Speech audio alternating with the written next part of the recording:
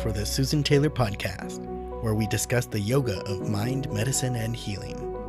Author of Feeling Good Matters, Sexual Radiance, and the Vital Energy Program, Dr. Taylor imparts authentic knowledge and practical tools that inspire, educate, and empower us to be a healing force for positive change. So join us and take your life and our planet to the next level.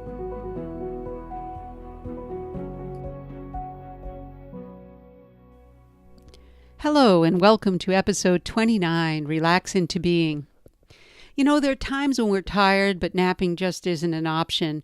And during these moments, we might want to consider whether taking a quick rest, closing our eyes, putting our feet up, clearing our mind for a couple of minutes would be really beneficial.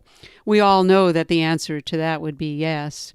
And today I'd like to talk to you about systematic relaxation and its benefits.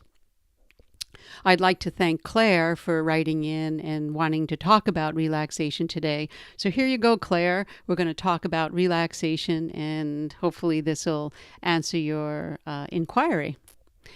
There are perks to relaxation, and we all know that.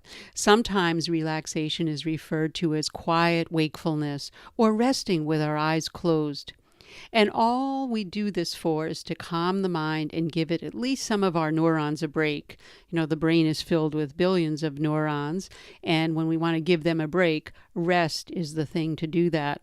Since when we're not doing activities, we're not actively thinking or really concentrating on something, the neurons will get a rest. And so it's very important for the brain. Relaxation also is very, very useful in reducing stress, improving our moods, increasing alertness, and even mental clarity, creativity, and motivation. We all know that if we've missed rest or we are sleep deprived, sleep is different than rest. I spoke about sleep last week, but without rest or even a restful sleep, we can just get really brain foggy and we're not as sharp as we need to be. We might be moody and we're just not as motivated. All these changes can enhance our productivity. As being a human being, when I use productivity, I don't mean as far as, being a workhorse. I just mean having our mind clear, calm, and tranquil so that we could live the day that we need to live. When we enter these deeper stages of relaxation, which I'll get to, we can actually get substantial cognitive boost, and our mind becomes much more clearer, as I said, clear, focused, and tranquil. And that helps our cells repair or regenerate themselves. The brain needs to really cleanse and detox also. We also get many physiological benefits, not only with the brain, but with the entire body. Our organs also benefit. The key is to be able to bring your whole being, I always call it established in being. We bring our whole being into a relaxed state. And there's techniques to do that, and we teach that in our meditation training. Also, in some of our blogs and podcasts, we'll talk about that. No one would argue that our body and mind need to rest. We all know that rest is very, very beneficial. Think of taking a rest as giving yourself a break or a time out from the hectic pace and pressures of daily life. I don't care what we're doing. Even if we're home all day, there still is a very, very fast pace of life going on. There's there's a force, an influence that's happening around us daily. It's happening through nature. It's happening through each one of us. That's where the healing force comes in, being able to balance and bring ourself and our forces back into a homeostatic situation, meaning balance. Resting doesn't even have to be done lying down, although lying down on our back in what we call in yoga, the shavasana or the corpse pose is the most beneficial, restful position. But we can also do it in a chair. We provide, when we do workshops around the country, people are in chairs. They can't always lie down. So we teach that also on how to do that. But lying down does supply the most restful position. And because there are times when lying down is not available if you're at work or if you're somewhere else and you just need to rest. Say if you're driving a long way, we pull over to the side of the road or a rest stop, you're going to rest with our eyes closed in our chair or in our seat. So while seated, when we can learn to focus on our breath, we can provide rest to the entire mind-body organism and allow ourselves to move through the body and do a restful, systematic way. The important thing is to give your body and mind a chance to recover and recharge before you drain your vital energy reserves. So the key is to employ rest before you're actually drained. That's really the key. You don't wait till the last possible minute. And I know when I'm teaching, I remember when I would be teaching, 8 hours on my feet a day working, I can pull over to the side of a class, sit down, do some breathing with my eyes closed in a chair, and restore myself within a few minutes. It doesn't take that long when your mind is trained, when you're focusing the energy of your mind. How many times have you heard someone say, just relax? Probably many times. But most people don't know how to relax, and that's why we don't relax.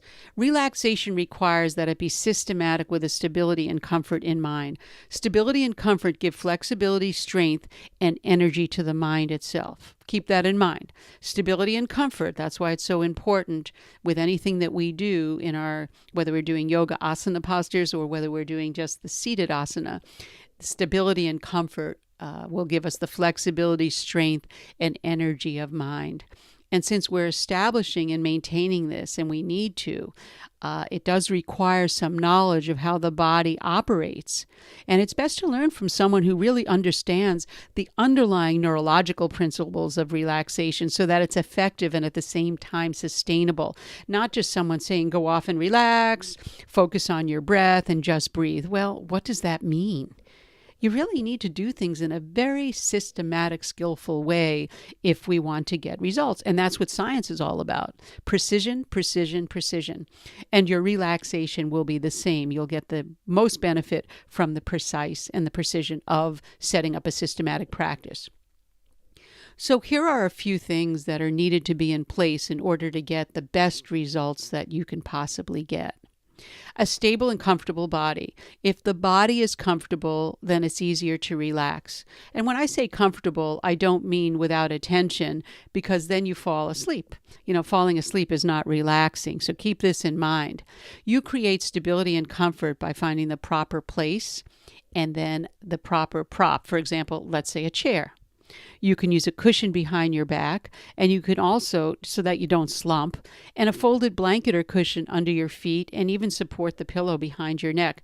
When we do the meditation teacher training, we actually spend a whole day on learning how to prop the client or the customer or somebody who wants to really learn in practicing meditation or relaxation. Propping the body so that their stability and comfort is very, very important.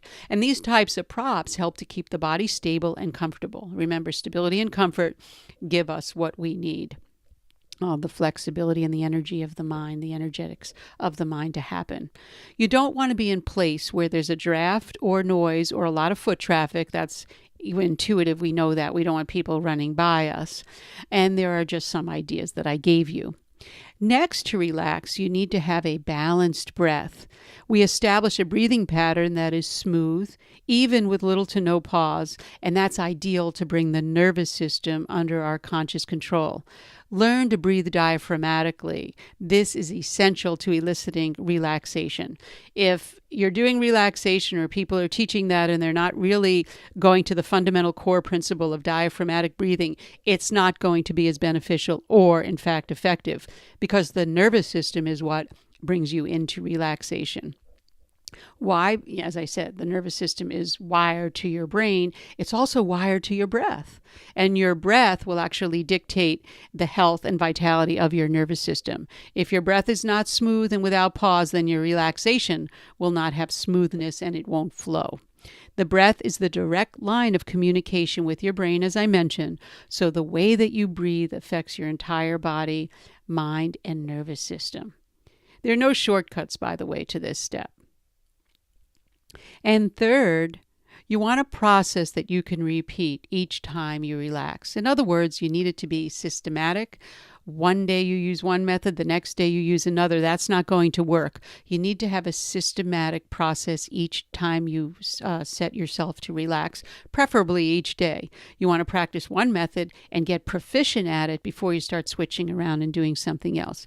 Keep in mind that relaxation is a learned response, so the process must be repeatable and systematic. In other words, start and end your practice the same way each day. In our systematic relaxation practices, we start at the head and work our way down through the toes and back up through the head, making a complete circuit. And that's the way we do our guided relaxations. So the things that we want to think about in review: a stable and comfortable body, a balanced breath, and a process that you can repeat each day in a systematic way. You know, although I'm partial to a systematic practice because it is with complete benefits, you can choose something that resonates with you. The key is to just take action and establish the habit of relaxation, whether it be 5 or 10 minutes once or twice per day. Keep in mind that there are 5 levels of relaxation.